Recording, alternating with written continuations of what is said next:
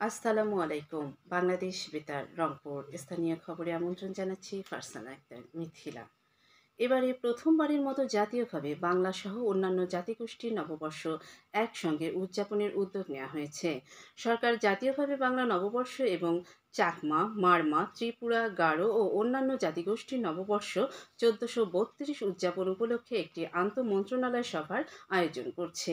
এবছর বাঙালি জনগোষ্ঠীর পাশাপাশি চাকমা, মারমা, ত্রিপুরা, গারো ও অন্যান্য জাতিগোষ্ঠীর অংশগ্রহণ নিশ্চিত করে একটি অন্তর্ভুক্তিমূলক নববর্ষ শোভাযাত্রার আয়োজনের উদ্যোগ নেওয়া হচ্ছে। দেশের সকল মানুষ যেন উৎসবমুখর পরিবেশে নববর্ষ উদযাপন করতে পারে সে লক্ষ্যে আগামী ২৩শে মার্চ রোববার দুপুর ১২টায় সংস্কৃতি বিষয়ক মন্ত্রণালয়ের উপদেষ্টা মোস্তফা সরোয়ার ফারুকীর সভাপতিত্বে মন্ত্রণালয়ের সভাকক্ষে সভা অনুষ্ঠিত হবে। প্রধান উপদেষ্টার ভেরিফাইড ফেসবুকে এ তথ্য জানানো হয়। ঈদ যতই ঘনিয়ে আসছে ততই জমে উঠছে গাইবান্ধা শহরের বিপণী বিতান ও মার্কেটগুলো। কাপড়ের দোকানগুলোতে দুপুরের আগে ও সন্ধ্যার পরে ক্রেতাদের ভিড় শুরু হয়। অনেকে ইতোমধ্যে সেরে ফেলেছেন ঈদের কেনাকাটা। এই বিষয়ে এখন বিস্তারিত শুনুন আমাদের গাইবান্ধা জেলা সংবাদদাতা আসাদুজ্জামান মামুনের প্রতিবেদনে।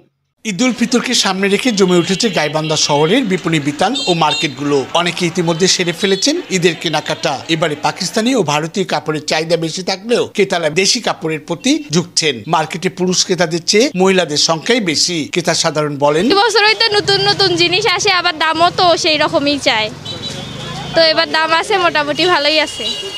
এই কেনাকাটা তো করলাম মোটামুটি অনেক, তো দাম একটু তুলনামূলক বেশি মনে হচ্ছে, তারপরও তো কিনতে হবে যে তুই এই। গাইবান্ধা শহরের সুপার মার্কেটের কাপড়ের দোকানগুলোতে দুপুরের আগে ও সন্ধ্যার পরে ক্রেতাদের ভিড় শুরু হয়। ক্রেতারা বলছেন, গত বছরের তুলনায় দাম কিছুটা বেশি হলেও ঈদের দিন যতই ঘনিয়ে আসছে ততই জমে উঠতে শুরু করেছে বাজার। ব্যবসায়ীরা বলেন, টুকটাক বেচা কেনা ভালোই হচ্ছে, আস্তে আস্তে দিন যাচ্ছে, বৃদ্ধি হচ্ছে। তবে মানুষ আসলে স্বাচ্ছন্দ্য বোধ করতেছে কেনাকাটায়। আর সবচেয়ে বড় কথা, পণ্যের মূল্য অনেক কিছু কমে গেছে আগের তুলনায়। তা আমরা মনে করি এটা অবশ্যই ধন্যবাদ দেওয়া লাগে সরকারকে।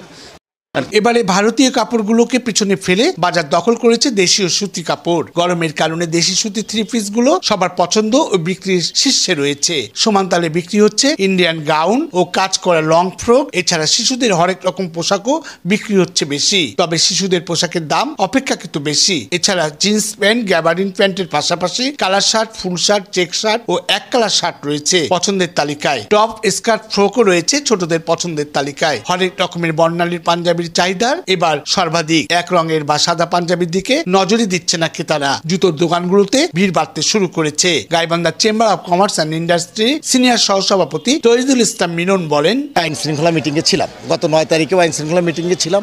গত সপ্তাহেও যে আইন শৃঙ্খলা মিটিং ছিল সেখানেও আমি ছিলাম। আমি ডিসি সাহেবকে, ডিসি মহোদয়কে এবং এসপি মহোদয়কে সরাসরি বলেছি যে এরকম ব্যাপার, আমাদের গাইবান্ধায় ব্যবসায়ীরা রাত বিরাত বাসায় ফিরে তাদের নিরাপত্তার পর্যাপ্ত ব্যবস্থা করতে হবে।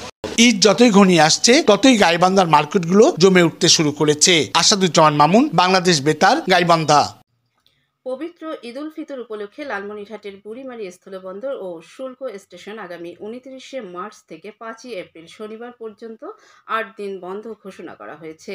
বুড়িমারি স্থলবন্দরের C&F অ্যাসোসিয়েশনের সাধারণ সম্পাদক নিয়াজ নাহিদ গতকাল বিষয়টি নিশ্চিত করেছেন।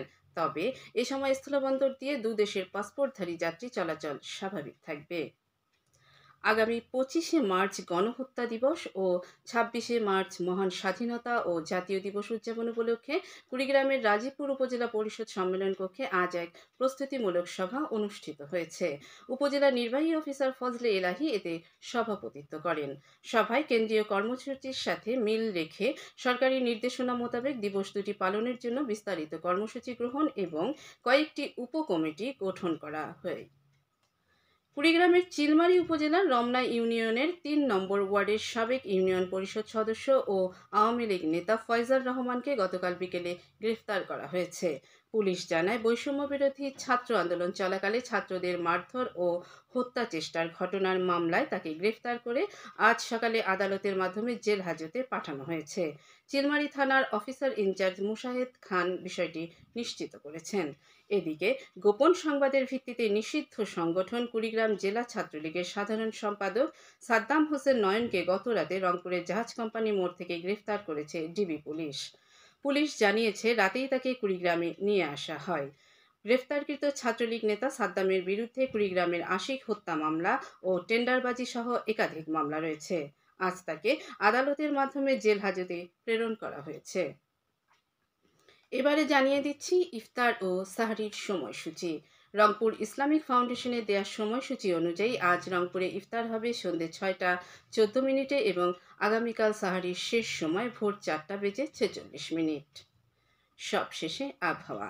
আজ সন্ধ্যে 6টা পর্যন্ত পূর্বাভাসে বলা হয়েছে দেশের অভ্যন্তরীণ নদীবন্দরগুলোর জন্য কোনো সতর্কবাণী নেই এবং কোনো সংকেতও দেখাতে হবে না। খবর শেষ হলো। আমাদের পরবর্তী স্থানীয় খবর প্রচারিত হবে সন্ধ্যে 7টায়।